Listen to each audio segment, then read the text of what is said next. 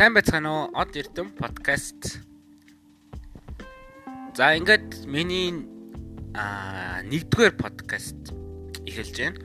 За энэ подкастн дээр би бол яг хамгийн өөрийнхөө хамгийн сайн мэддэг, хамгийн их сонирхдог одоо хоббитэй зүйлээ ярих болно. Тэгтээ мэдээж хүн болгонд хэрэгтэй мэдээлэл учраас би хамгийн ихэн шууд оруулж байгаа юм. Энэ бол нисэх буудал болон нисэх онгоцны тухай. За мэдээж нисэх тухай бас.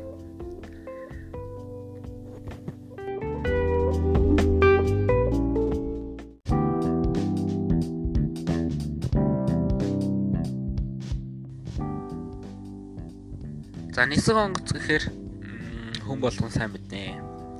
Харж ирсэн, сонсч ирсэн, үзэж ирсэн, зарим бүр ажилдаг ч хүмүүс байгаа. Тэгээ нисэх бодол бол хамгийн гол, хамгийн маш амархан тодорхойлтол одоо нисэх онгоцны буух нисэх талбайтай тийм зогсоол зорчигчдын тийм буудал байгаа. Тэгэхээр өөрөөр хэлбэл нисэх онгоцны буудлын яг хамгийн үндсэн зүйл нь юу вэ гэвэл терминал нисэх буух зурвас тэгээд мэдээж онгоцны зогсоол, тэгээ онгоцны авиа компаниудын ангаарууд байгаа. За тэгээд онгоцны буудлыг бол Монгол улсад бол хэд хэдэн онгоцны буудлын байгаа. Гэтэ онгоцны буудлыг бол дотор ер нь бол яг хоёр бат. Тэгээ нэг байвал international буюу олон улсын буудлын нөгөөх нь дотоодын нисэх буудлал. Олон улсын нисэх буудлал бол олон улсын нислэгүүд бууж хөөрдөг бол дотоодын нисэх буудлал зөвхөн дотоодын нислэгүүд үйлдэгддэг тийм онцлогтой. За тэгээд Skytrax гэх нэртэй одоо жил болгон онгоцны буудлуудыг дэлхийн бүх онгоцны буудлуудыг тэгэж яг хүчин чадал тэгээд индексээр нь жагсаагаад хамгийн ихний 10-ыг шалруулдаг. Тэгэхээр надад ихний 10 онгоцны буудлын мэдээлэл би эхлээд та бүхэнд 10 мэдээлэл өгье гэж бодож байна. 19 оны мэдээллийг одоо хүргэе. Нэгдүгээр байранд бол Сингапурын Чанги гэсэн онгоцны буудлын орсон байна. Тэгээ энэ онгоцны буудлал нь нэгт орсон шалтгаан юу вэ гэвэл дэлхийн бүр 200-аад одоо чиглэлд нислэг үйлддэг. Өөрөөр хэлбэл дэлхийд чинь баг 205-аад улстай хахад 200 нислэг үйлддэг. За тэгээд 205 өөрөө Сингапур ч өөрөө нэг тэгэхээр баг 3хан улс л одоо нислэг үйлддэг гэх мэт тиймэрхүү нэг маш баг бүх чиглэл рүү явдаг тийм том онгоцны буудлал байна. Тэгээд тэр 200-ийн 80 нь олон улсын нислэг. Тэгээд энэ онгоц бас хамгийн ихний байранд орсон одоо гол үзүүлэлт нь юу вэ гэвэл 2019 оны турш одоо 1 сарын 1-ээс хойш яг 60-аас 70 сая хүнд үйлчилсэн гэдгээр байна. Хоёрдугаар байранд Токио хотын одоо Токио Ханеда гэх нэртэй. Одоо Ханеда гэх юм уу эсвэл Ханеда гэх юм уу? Ханеда. За энэ онгоцны буудлал бас Японыхоо бол хамгийн бас гайхуу дээгүүр тавигдаж байгаа онгоцны буудлал. Тэгээд 70-аас 70 гаруй сая зорчигчдыг зөөвөрлсөн гэсэн мэдээлэл байна. За гуравт нь Сөүлийн Инчоны нисэх буудлал. За энэ бол баг монголчуудын бүгдээр мэднэ. Айл олонний нэг нь солонгос явсан байдаг штэ. Айл болгон нөгөө комеди дээр байдаг штэ. Айл болгон Корея нөмрөг байдаг шиг.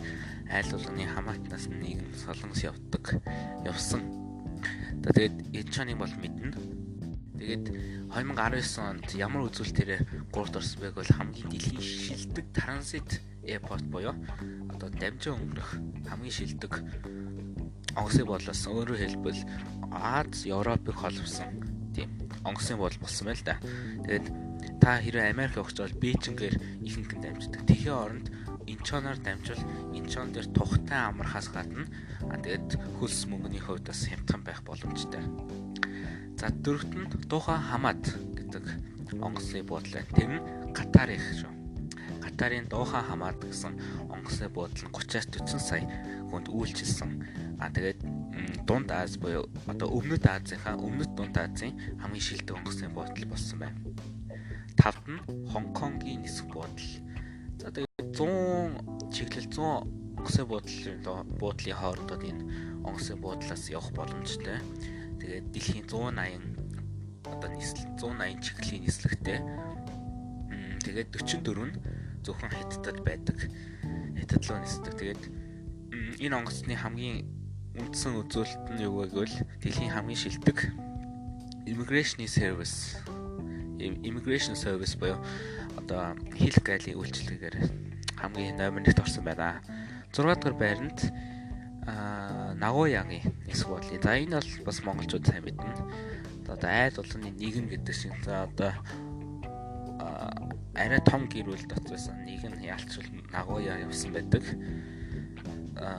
Төв Японы онгоцны буудлал тэгээд дэлхийн хамгийн шилдэг онгоцны буудлаар орсон 10-аас 20 сая зорчигч 2019 онд үйлчилсэн байна. Тэгээд долоод нь Германы Мюнхен буюу Мюних одоо airport орсон байна.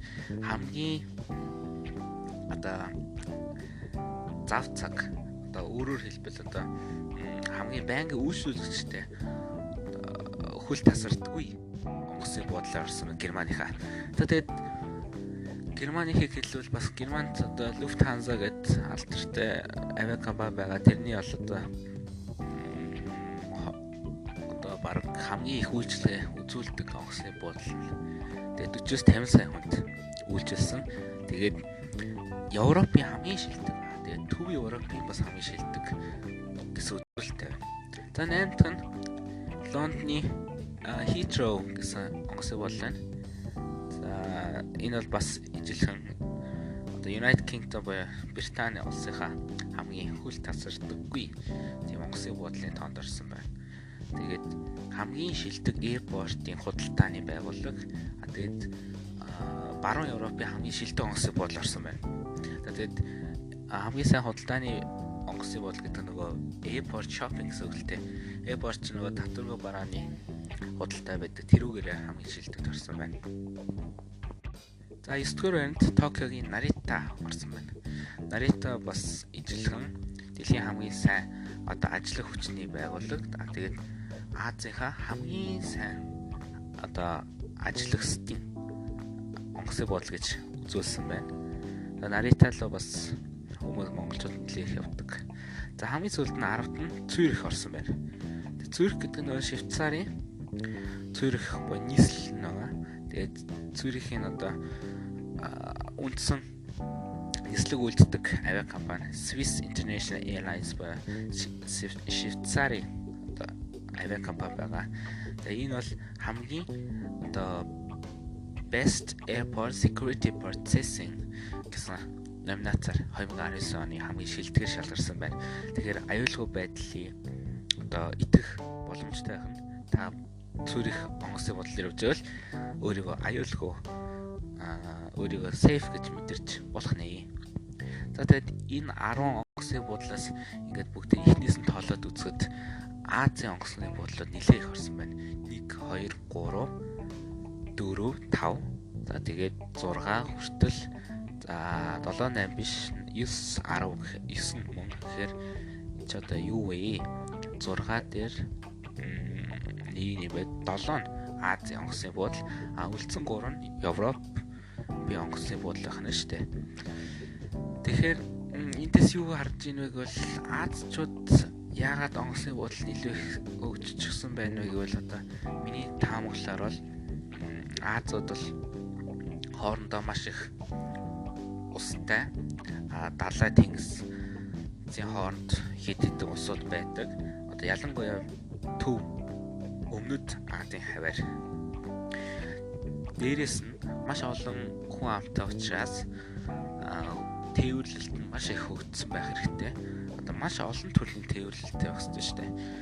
Метро, онгоц, усан онгоц, тэгээд кабель онгоц гэх мэт. Тийм учраас энэ онгоцны буудлууд их сайн хөгжсөн гэж бодож л да. Тэгээ ялангуяа эндээс бүр ганцхан Токио улсын бүр 2 онгоцны буудлал орсон байд тээ. Токио Нарита болон Токиогийн Ханеда гэдэг. Тэгэхээр Токио бол угаасаа та нар бодоод үзэхэд ямар ч бусад улсын зорчиг бол ямар ч автобус байхгүй, ямар ч тийм машинаар явах боломжгүй зөвхөн онгоц болон усан онгоц. Тэгэхээр яалцвал онгоц нь усан онгоцоос илүү хурдан, илүү амар, илүү их сонголт авдаг учраас их сайн хөгжсөн гэж би дүгнэлт хийж байна. За тэгвэл одоо дэлхийн онгоцны бодлуудыг үзсэн бол одоо зөвхөн Монголын онгоцны бодлуудыг үзье. За тэгвэл манай Монгол улсын нутаг дэвсгэр дээр нийт 25 дотоодын онгоцны буудал, нэг олон улсын нисэх буудал байдаг. За тэр нэг олон улсын нисэх буудал нь ойлгомжтой шүү дээ. Та бидний мэддэг Чингис хаан олон улсын нисэх буудал. За байршил нь бол Улаанбаатар, хан уул дүүрэг. За буян тухай гэсэн нэрлэлшилтэй газарт байрладаг. За энэ тухай түр хэдэн минутын дараа илүү дэлгэрүүлж үзнэ. Харин дотоодын онгоцны буудлууд гэвэл Алтай, Арвай хээр, Баруун урт, Баруун түрүү, Баян хонгор, Булган, Ховдын болгон, Чойвалсан, Дадал, Далан задгад, Улаастай хар хорин, Хатгал, Ховд, Хужирт, Мандалгой, Мөрөн, Овоод толгой, Нарийн сухад, нөгөөх нь Оюу толгой, тэгээд Таван толгой, Тосон цэнгэл цэцэрлэг, Улаан гом, Үлгийн өндөр хаан гэсэн ийм 25 онгоцны буудал байгаа. За тэгээд эдгээр онгоцны буудал нь бол ер нь ихэнх нь өөрийнхөө яг байршилсан хотынхоо нэрээр байна. Жишээлбэл Мөрөнгийн онгоцны буудал Мөрөн онгоцны буудал, Хар хорин гэх бол Хар хорин онгоцны буудал. Гэхдээ зарим хэдхэн онгоцны буудлын өөр нэртэй тэр нь жишээ нь юу вэ гэвэл одоо Улаастай, Завхны Улаастайгийн онгоцны буудлыг Доной гэж нэрлэдэг. Доной Airport. Өөр чинь одоо энэ Оюу толгой Өмнөг аймгийн Оюу толгой одоо уурхай ажилчдын одоо автобус болсон. Автобусны буудал автобусны буудал мэт тийм болсон. Өдөр болгон 7 хоног болгон явдаг онгоцны буудал нь бол Оюу толгой онгоцны буудал биш. Хам Бумбад гэсэн нэртэй онгоцны буудал байгаа. За тэгээд өөр яг ингэж нэрнээс өөр нэрлэгдсэн онгоцны буудал нэх алга байна. За тэгвэл нэрний хувьд яг дотоодын онгоцны буудлууд бол амархан нэрлэгдсэн юм байна шууд. Алтай хот гэвэл Алтай Airport, Арвай хээр бол Арвай хээр Airport гэдэг. За тэгвэл манай Монголын нисэх буудлыг бол нэрлэхдээ бас хамгийн анх Буян тухай гэж нэрлсэн байдаг шүү дээ. Тийм ч учраас зарим хүмүүс одоо ч гэсэн Буян тухай дээр Буян тухай болоо явуулаа гэхэд Буян тухай гэсэн нэршлэр зэрэг хэрэгэлдэг. За тэгээд энэ нэршил нь энэ тухай ярил 2005 онд лээ 2005 онд нөгөө их Монгол улс байгуулагдсан 800 жилийн болж исэн. Тэр үед одоо засгийн газар хуралдаад Чингис хааны нэрээр өөрчилсөн юм. Тэгээд Буян тухай гэдэг нэртэй байснаа Чингис хааныг бол 2005 оноос хойш нэрлэгдсэн. Тэгээд тэрнээс өмнө яагаад Буян тухай гэж нэрлэгдсэн шалтгааныг би бас тань мэдхэн нэвтрүүлээ сонсч байсан юм байна. Тэн дээр ингэжсэн юм. Яг Буян тухай яг тэр одоо дэмж байгаа шүү дээ. Буян тухайгийн дэмж одоо бидний одоогор бол спортын төв хороо спортын нэг ордноос цаашаа хор ингээд доошоо намдар газарлаа ордог доо. Спортын ордон ч өөрөө жоохон өндөрлөг дом дээр байдаг, дэмж дээр байдаг. Цаашаа явангууд яг нэлийн их том талбайт одоогийн онгоцны буудлын талбайг яриад байна шүү дээ. Яг тэр талбай чинь их сайхан газар одоо тийм сайхан нэлийн том сайхан яг онгоцны буудал байгуулмаа тийм том урт өөжм талбай байсан учраас одоо богд хаан маань одоо Жавцсан дан богд хаан маань тэнд өөрийнхөө одоо наадмыг хийдэг байсан гэж байна. Тэгээд наадмыг хийхээс гол нь хамгийн гол нөгөө морь уралдуулдаг газар байсан байна. Тэгээ морь уралдуулдаг гэхээр буян тухай ч өөрөө морин нь шүү дээ. Тэгээд тэнд буянтай сайхан зүйл хийжсэн, тийм буянтай сайхан наадам хийжсэн учраас тэгээд ухаан морин нэрнээр буян тухай гэж нэрлэдэг байсан юм байна лээ. Тэгээд Чингис хаан гэж нэрээр хэлсэн байгаа. Тэгээд миний бодлоос буян тухай гэвэл гадаад хүмүүс хэлэхэд хийцүү шүү дээ. Буянд уука гэж хэлэхэд хийцүү. Тэгээд нийл нөгөө тийсэж хийцүү. Чингис хаан гэж л амар шүү дээ. Монгол гингөө шууд толгойд ордог зүйл чинь Чингис. Тэгэхээр Монгол Чингис хаан онгоцны буудлыг гэж санчсан шүү дээ. За тэгээд Чингис хаан онгоцны буудлыг ингэж нэрээ сольсон юм байц. За бусад онгоцны буудлууд ч гэсэн миний хэлснээр бол амархан нэрлэгдчихдэг. За тэгээд 25 дээр нэмэх 1 гэсэн шүү дээ. Дотоодын 25, олон улсын нэг. Тэгээд олон улсын онгоцны бодлоос чинь дотоодын нислэг хийж болохыг санаарай. За тэгээд энэ дээр бас нэмж хэлэх юм юу гэвэл одоо яг ажиллагаанд ороогүй ирээдүйд ажиллагаанд орох онгоцны бодол юу гэвэл шинэ Улаанбаатар нисэх бодол байгаа. Тэр нь бидний хэлж байгаа хөшгийн хөндий онгоцны бодол. Гэхдээ яг олон улсын яг оноос нэр нь бол бас Чингис хаан гэж нэрлэгдэх юм байлээ.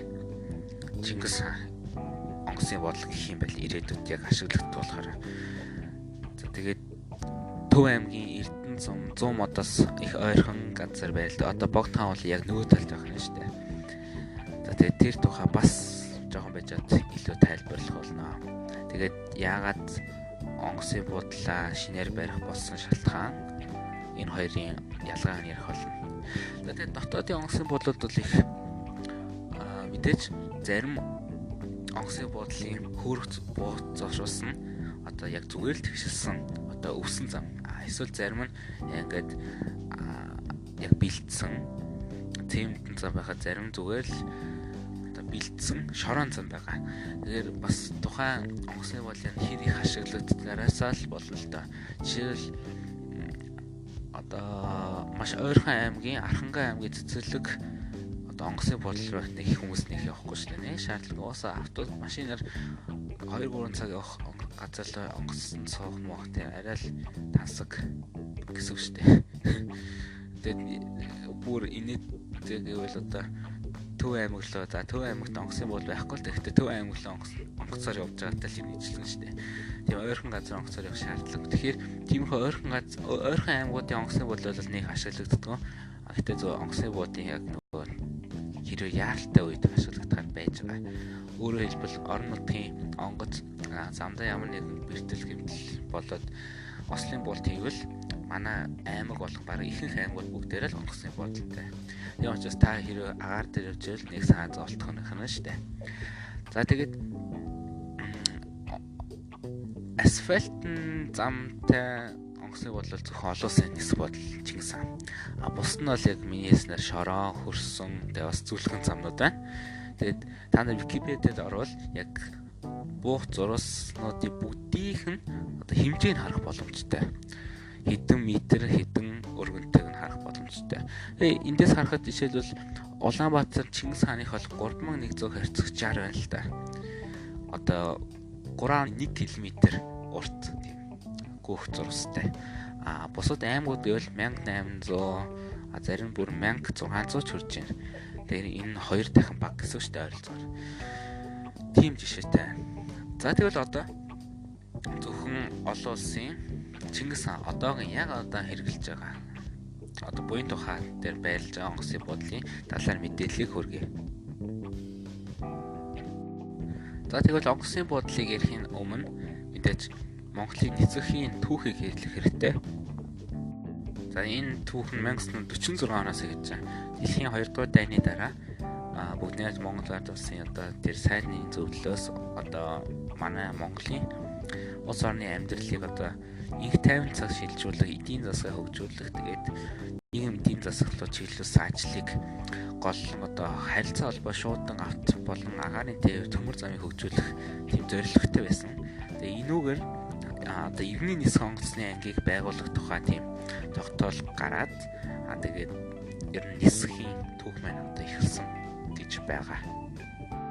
За тэгээд тэр үед чинь Чингис хаан одоо Чингис хаан биш тэр үед л буян тухай одоо иргэний нисхийн анхны нисэх бодол Улаанбаатарт яг буян тухайгийн тэмцээнд байгуулагдсан. Тэгээд ихний барилгын та нар одоо ч гэсэн үзчих боломжтой.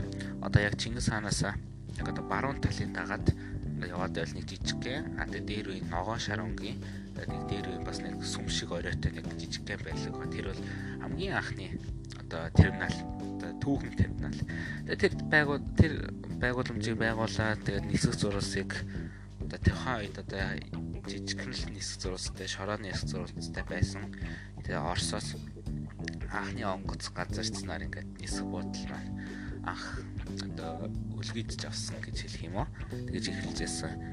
Тэгээд тэрнээс хойш Оростой холбоотой Оросоос онгоцнууд ирээд Оросод онгоцын нисгэгчдийг сургаад тэгээд 1956 оноос эхлээд олон улсын тээврийн шугамын нээлт хийгээд одоо 2 улс руу явах боломжтой боллоо. Тэгээд тэрнээс хойш жил болгон хөгжсөрөөд сумдын нислэг хийдэг болсон байгаа 1960-аас оноос хойш.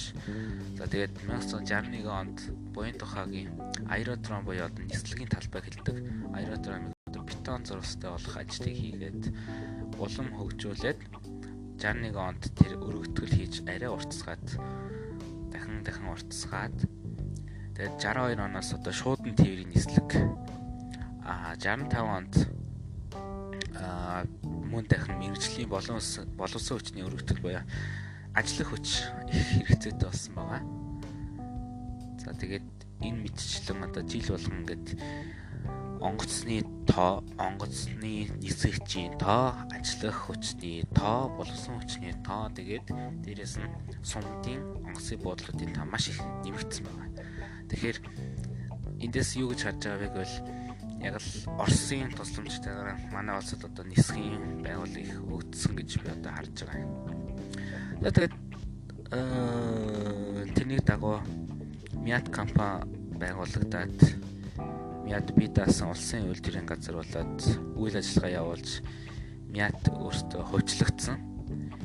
Одоо Монголын иргэний агаарын тээвэр гэсэн нэртэй Мят ч. Тэгээд би бол багтаа Mongolia International Airline тэгээд тийм юу юм болоо гэдээ гайхдаг гэсэн. Тэр чинь Монголын иргэний агаарын тээвэр Монгол үг гэсэн юм билээ. 91 онд арчилуулаад хувьчлагдсан.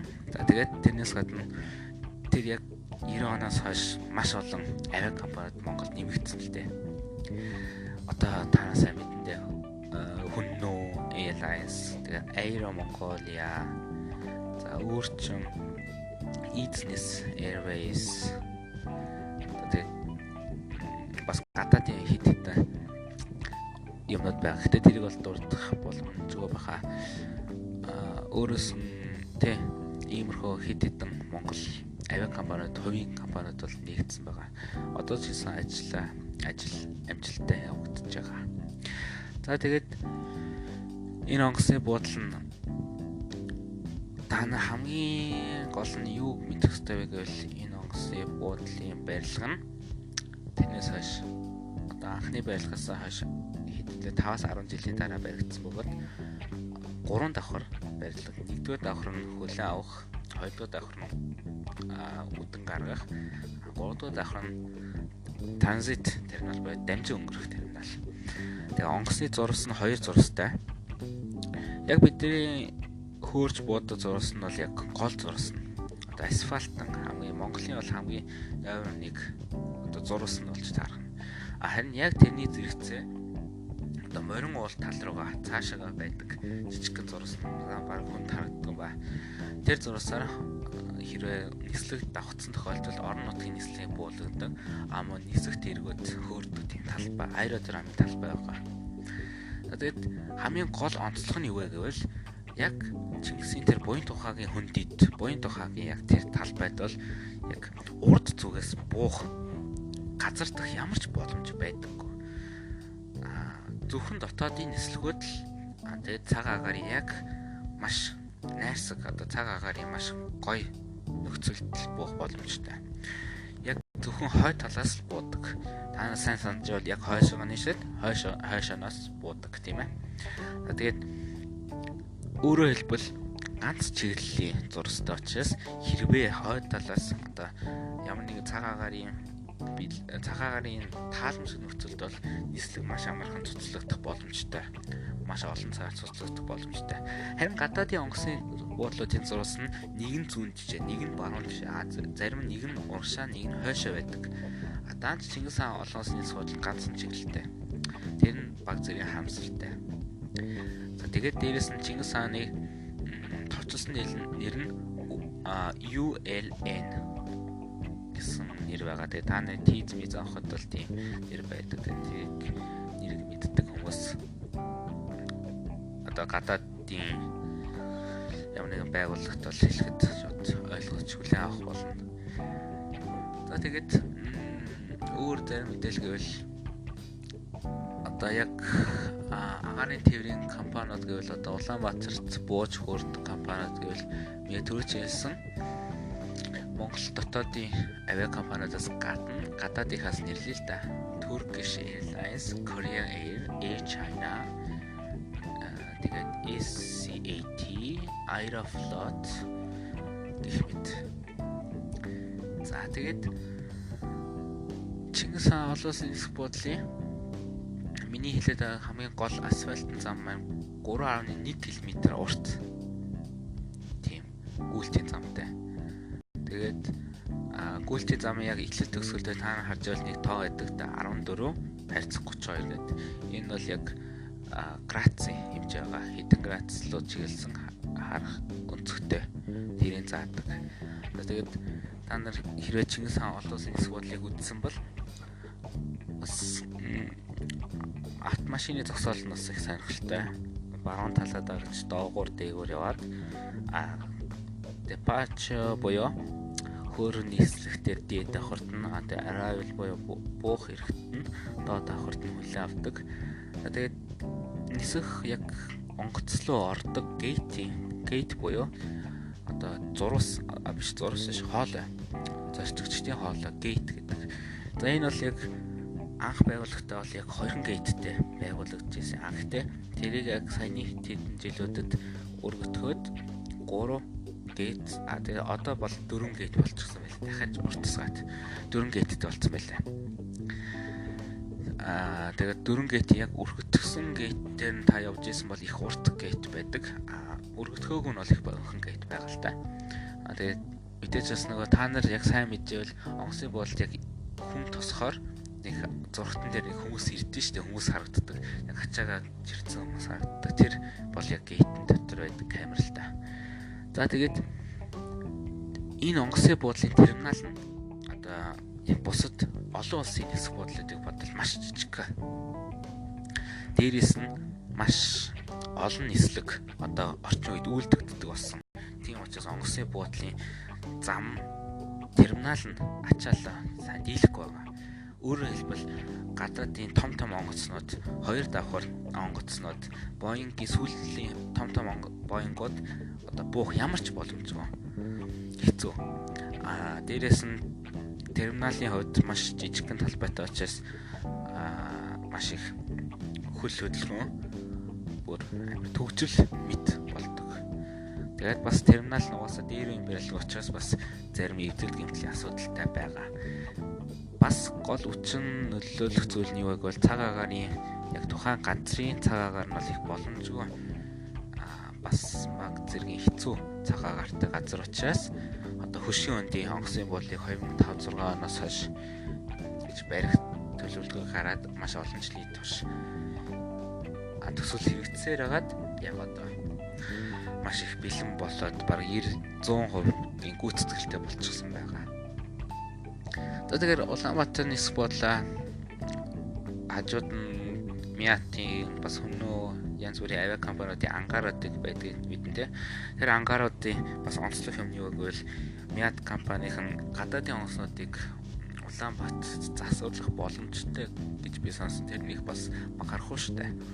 Яг бол Монгол засварч инженерүүд гадаадын онгоцнуудыг засж байна. Тэгэхээр монголчууд хэдий онгоц үйлдвэрлэж чадахгүй байгаа ч гэсэн бусад одоо Азийн арай ядуу бүр орны онгоцнуудыг бас засварлах боломжтой байгаа зү. Тэгвэл эсвэл бас олон улсын том онгоцны буудлуудаас ирж байгаа том онгоцнууд замдаа ямар нэг ослын буулт хийвэл бас үзлэг онцлогоо хийх боломжтой. Тэрүүгээрээ бид бас бахархах хэрэгтэй. За тэгвэл одоо Чингис хааныг ойлгочихсон бол одоо буян тухайгийн шинэ онгоцны буудлын талаар хэдийдээ мэдээлэл өгье л дөө. Тэгээ энэ төсөл бол яг Монгол Японы хамтын төсөл байгаа. Тэгээд төслийнхөө нэрийг бол New Ulaanbaatar International Airport буюу NUBIA гэж нэрлэсэн байгаа. Тэгээд энэ нисэх буудлыг бол саяхан ярил яг гэрээ хэлцээр хийгээд яг Чингис хаан гэж нэрлэхээр болсон юм байлээ. Тэгээд товчилсан нэр нь ч гэсэн ULN гэж нэрлэх юм байлээ.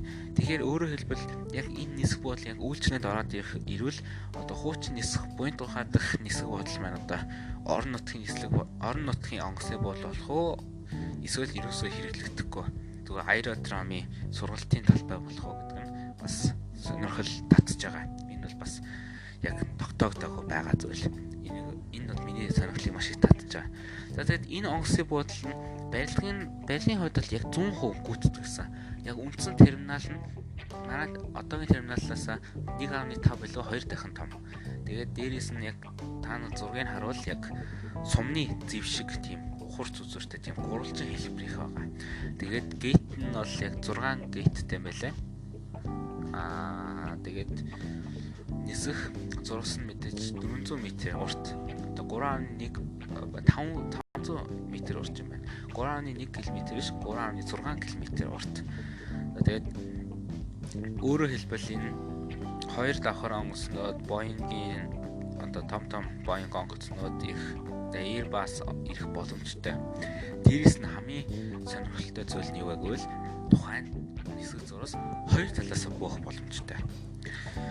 Өөрөөр хэлбэл ямар нэгэн цаг агаарын боломжтой нөхцөлд нөгөө талаас нь буучдаг. Эсвэл нөгөө талд нь сайжруулаад байвал нөгөө талд нь буучдаг тийм боломжтой. Тэгэхээр нислэг цуцлалтын тоо харьцангуй их багасна гэсэн мэдээлэл байлаа. Цамхгийн өндөр гэж control tower хэлж чинь тэр нь бас арай жоохон өндөр болсон. Тэгэхээр нөгөө том талбайнуудыг харах боломжтой. Тэгээд энэ буудал бол яг орчин үеийн одоо дизайн загвартай одоо стандартыг хангасан тийм шинэ онгоцны буудлаа.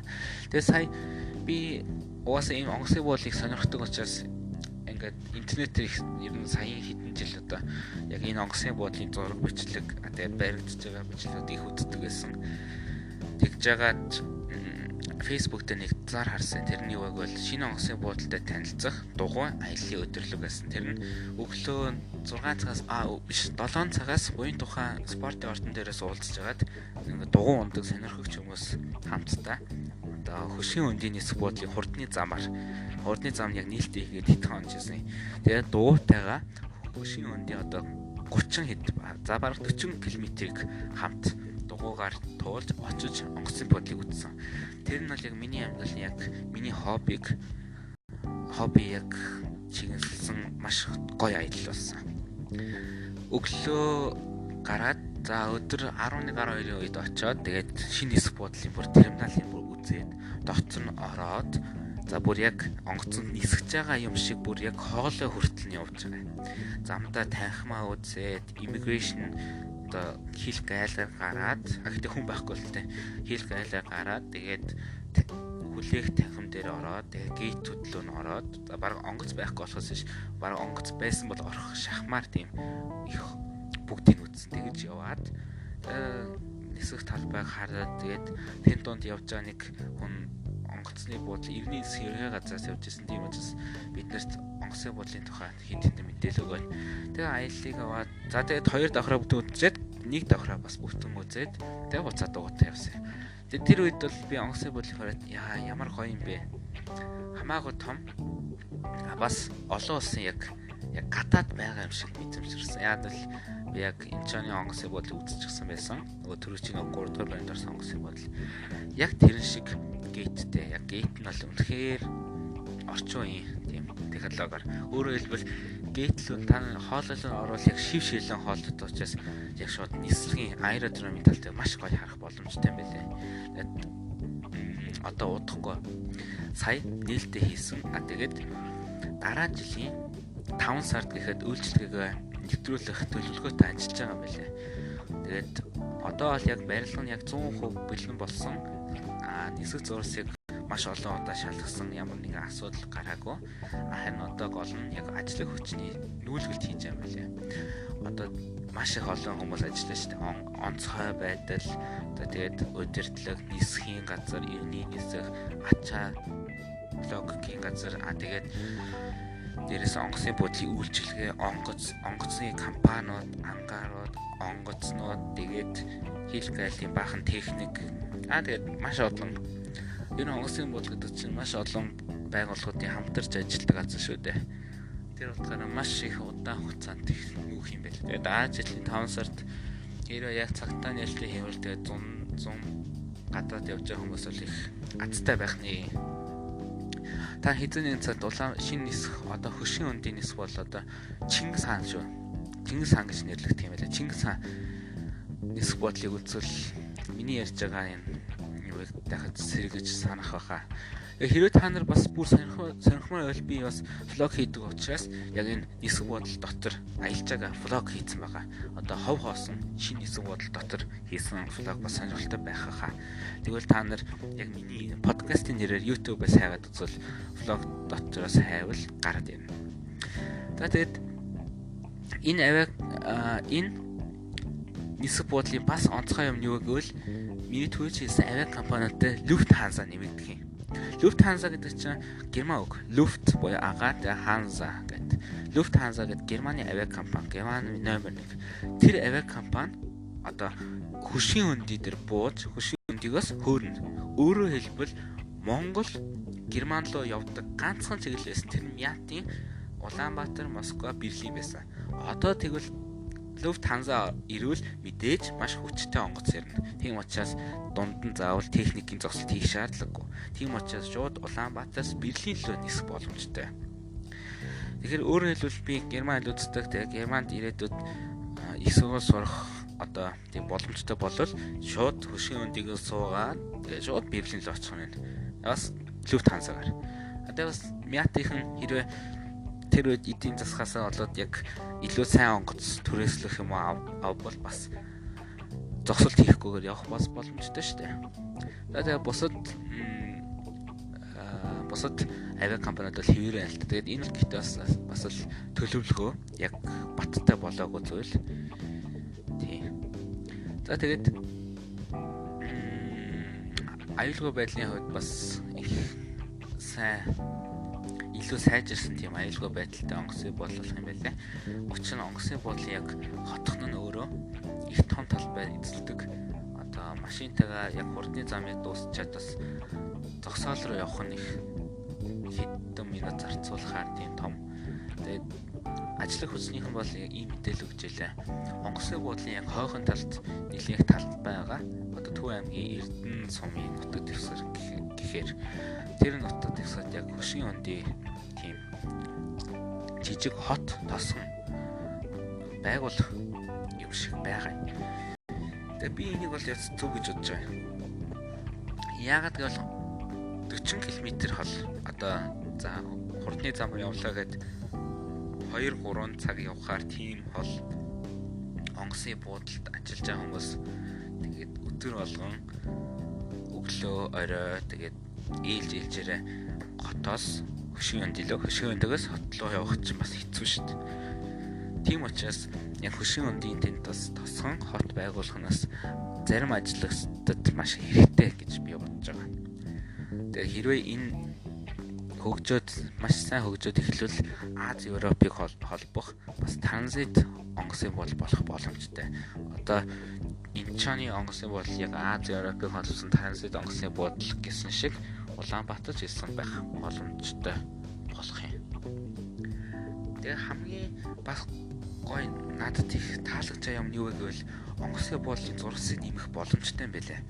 Онгоцны буудал чинь өөрөө яг өмнөд чиглэл рүү харсан онгоцны буудал. Тийм учраас өмнөд тал руугаа ингээд зурсууд яг параллелаар ингээд нэмэх боломжтой байгаа. Тэгэхээр чи онгоцны буудал маш их өргөдгөх боломжтой. Их зөв байшил авсан. Цагаан агарын гоё байдалтай. Тэгээд бас уулахрыг нутг мөртлөө бас тал хэмжээтэй. Тэгээд бас сонирхолтой юм юу гэвэл эрчим хүчээ яг дэрэгдэх дулааны цахилгаан станцаас авдаг. Тэгэхээр Улаанбаатарт бол яг Улаанбаатараас тусдаа яг бие даасан цогцлбор онгоцны буудал хийсэн байгаа. Тэр маш их таалагдж байгаа. Монголчууд шинэ онгоцны буудалтай болох нь улам л ойрцоор байна да. Би бол баян тэгж бодож байгаа.